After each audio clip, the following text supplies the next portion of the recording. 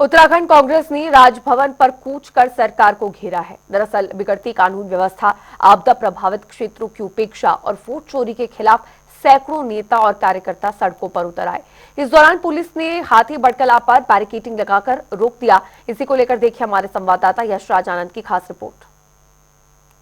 इस प्रदेश में जिस तरीके का कुशासन चलाने का काम भाजपा की सरकार कर रही है, भाजपा आज इस प्रदेश में युवाओं की बात सुन रही है या महिलाओं की बात सुन रही है।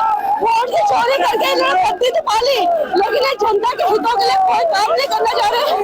कानून व्यवस्था पूरी तरह से ध्वस्त है, उसके खिलाफ धरना प्रदर्शन है।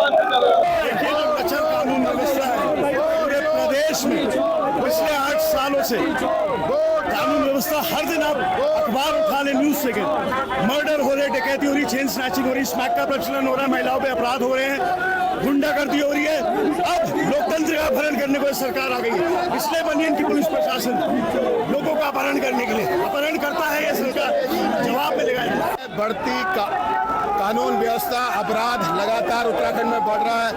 लूट, हत्या, डकैती, बलात्कार जैसी घटनाएं लगातार बढ़ती जा रही हैं। उत्तराखंड में जंगल राज कायम हो गया है। सरकार के संरक्षण में कानून के रक्षक बन गए हैं। पुलिस की वर्दी में गुंडे घूम रहे हैं। इसलिए हम सब लोगों ने आपदा में लोगों को सुचारू सुविधा नहीं दे पा रहे हैं। मुख्यमंत्री के काफिले को जनता रोकने लगी है और सिर्फ पर्यटन कर रहा है। इसलिए आज हम लोगों ने राजभवन का घेराव किया। देखिए, कानून व्यवस्था को लेकर और जो है वोट चोर गद्दी चोर और आपदा के मामलों को लेकर कानून व्यवस्था में इस प्रदेश में देवभूमि में आप देख रहे हैं, जहाँ पर नेता प्रतिपक्ष विधायक सुरक्षित नहीं है, वहाँ पे आम जनमानस क्या सुरक्षित होगा।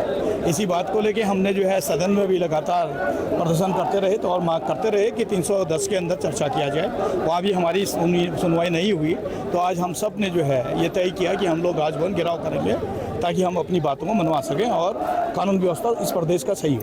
सरकार दिशाहीन है, बेकार है, निकम्मी सरकार है जो संविधान विरोधी है, लोकतंत्र विरोधी है, लोगों की भावनाओं को कुचलने का काम कर रही है। चाहे किसान हो, चाहे मजदूर हो, चाहे पर्वतीय मूल का वो आदमी हो, चाहे आपका जो है प्लेन क्षेत्र का हो, सबको ठगने का, चूसने का, अवैध वसूली करने का कार्य कर रही है। जिस प्रदेश में नेता प्रतिपक्ष सुरक्षित नहीं है, विधायक सुरक्षित नहीं है, उनके साथ धक्का मुक्की की जाती है और तो और बिना विधानसभा अध्यक्ष को बताए मुकदमे दर्ज करने का कार्य किया जाता है।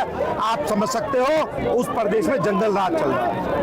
आज पुलिस को जो है बर्बरता करने के लिए मजबूर किया जा रहा है।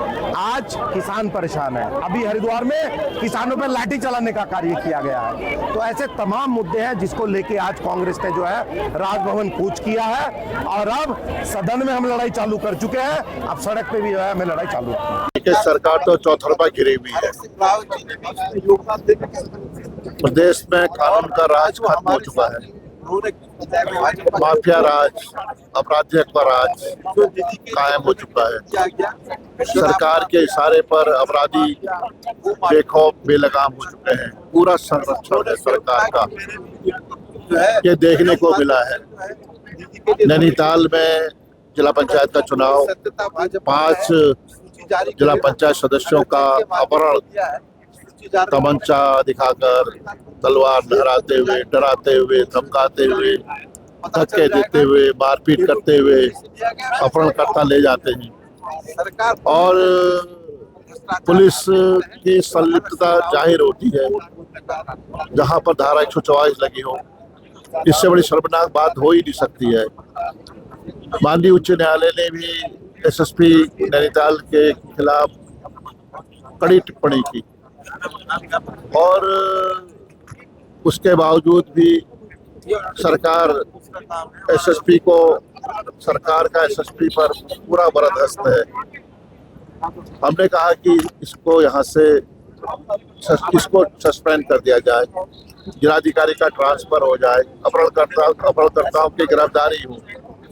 इसी विषय को हमने 310 के अंतर्गत विधानसभा गैरसैंण में नियमों के अंतर्गत रखना चाहा।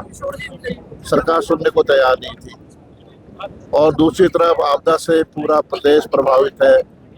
थराली में जिससे भयानक ट्रेजेडी हुई है, भारी क्षति हुई है, मानव हानि हुई है। आज तक मृतकों की संख्या कितनी थी सरकार बताने को तैयार नहीं है। प्रदेश कांग्रेस के द्वारा आज उत्तराखंड में राजभवन घेराव किया गया। वहीं इस राजभवन घेराव में आप देख सकते हैं तमाम पुलिस बल यहाँ बैरिकेडिंग लगाकर खड़े हैं ताकि कांग्रेस के कार्यकर्ता और नेता आगे ना जा सके, राजभवन तक नहीं पहुंच सके। वहीं आप देखें किस प्रकार से पुलिस बल यहाँ पर तैनात है और पुलिस बल मौके पर मौजूद होकर के सभी को रोक रही है। यहाँ पर कांग्रेस जितने भी कार्यकर्ता हैं उन कार्यकर्ताओं को रोक रही है, उन नेताओं को रोक रही है। और असल मुद्दा यह है, यहाँ पर बात करने योग्य मुद्दा यह है कि कांग्रेस के द्वारा यह कहा जा रहा है कि भाजपा शासन में कुशासन चल रहा है। यहाँ पर इसी को देखते हुए आज राजभवन कूच किया गया है। देख सकते हैं सैकड़ों की संख्या में यहाँ पर कार्यकर्ता मौजूद हैं, साथ ही साथ यहाँ पर भारी मात्रा में पुलिस बल भी तैनात है। सभी मिलकर के यहाँ पर आप इस प्रकार से नारा लगा रहे हैं, भाजपा मुर्दाबाद, भाजपा मुर्दाबाद के नारे लगा रहे हैं। वहीं पर देखें इस प्रकार से यहाँ पर ये चल रहा है, यहाँ पर बैठ करके सब प्रदर्शन कर रहे हैं और प्रदर्शन के साथ ही साथ यहाँ पर उनका कहना है कि मोदी राज में जो कुशासन चल रहा है जब तक यह समाप्त नहीं होता है यहाँ पर ये धरना करेंगे। और साथ ही साथ बातचीत करने के लिए और भी कई लोग यहाँ पर मेरे साथ मौजूद हैं, जिसमें से आप देखें सबसे पहले यहाँ पर सबसे बड़ी बात है यहाँ पर कि कांग्रेस में महिलाओं के द्वारा भी समान रूप से यहाँ पर प्रदर्शन किया जा रहा है। महिला कांग्रेस भी यहाँ पर प्रदर्शन करने में जुटी हुई है। आइए बात करते हैं हम यहाँ पर कांग्रेस के सूर्यकांत धस्माना से, इनसे बात करेंगे कि किस प्रकार से यहाँ पर कार्रवाई की जा रही है। लोग जो है यहाँ पर कांग्रेस के कार्यकर्ता उग्र हो चुके हैं, उग्रता के कारण यहाँ पर आज ही विवश होकर उन्हें यह प्रदर्शन करना पड़ा। आइए बात कराते हैं सूर्यकांत धस्माना। सर, आज आप यहाँ जो कार्यक्रम ये कर रहे हैं, कूच कर रहे हैं राजभवन घेराव, किस लिए ये कूच है? राजभवन में राज्यपाल से कहने आए हैं ये सरकार एक क्षण भी सत्ता में रहने लायक नहीं है। प्रदेश के अंदर स्वास्थ्य सेवाएं खत्म, शिक्षा व्यवस्था खत्म, रोजगार खत्म, भ्रष्टाचार आसमान पर। प्रदेश के अंदर महिलाओं के खिलाफ लगातार अपराध, अंकिता भंडारी से लेकर के सल्ट, चंपावत, संतरसा, काशीपुर और हरिद्वार में जिस प्रकार से अपनी 13 साल की बच्ची को भाजपा महिला मोर्चा की अध्यक्ष ने बाकायदा अपने पुरुष मित्रों को रेप करने के लिए दे दिया, उसने बयान दिया अपनी मां के खिलाफ। पूरे प्रदेश में महिलाओं की हत्या हो रही है, बलात्कार हो रहे हैं, महिलाओं के खिलाफ हिंसा हो रही है। प्रदेश में भारतीय जनता पार्टी के संरक्षण में हिमांशु चमोली जैसे ठग, हाकम सिंह जैसे ठग, संजय धारीवाल जैसे ठग बीजेपी के नेताओं के संरक्षण में प्रदेश के नौजवानों को, प्रदेश की जनता को ठगने का काम कर रहे हैं। और जितेंद्र नेगी ने तो आत्महत्या ही कर ली है। ऐसे में इस राज्य की सरकार, जिसने खुलेआम नैनीताल में, बेताल घाट में, द्वाराहाट में वोटों की डकैती डलवाई, राहुल गांधी तो वोटों की चोरी की बात कर रहे हैं, उत्तराखंड में इन्होंने वोटों की डकैती डलाई। ये सरकार सत्ता में एक पल भी बने रहने के लिए नहीं है। इसलिए राजभवन कहने आए हैं इस सरकार को बर्खास्त करो, बर्खास्त करो, बर्खास्त करो। पुलिस आज आप लोग को राजभवन जाने से पहले ही बैरिकेडिंग लगाकर रोक रहे, क्या आपका मानना है कि कितनी मिली होगी? जब जब धामी डरता है पुलिस को आगे करता है, जब जब धामी डरता है पुलिस को आगे करता है। हम धामी जी को तो मिलने जा नहीं रहे, हम तो राजभवन जा रहे हैं। राजभवन अगर ये जाने देंगे तो हम अपना ज्ञापन लाए, चुपचाप जाकर के ज्ञापन उनके हाथ में सौंप देंगे। लेकिन ये डरी हुई सरकार है, घबराई हुई सरकार है, दबी हुई सरकार है और ये जनता के सवालों को संबोधित नहीं कर रही है।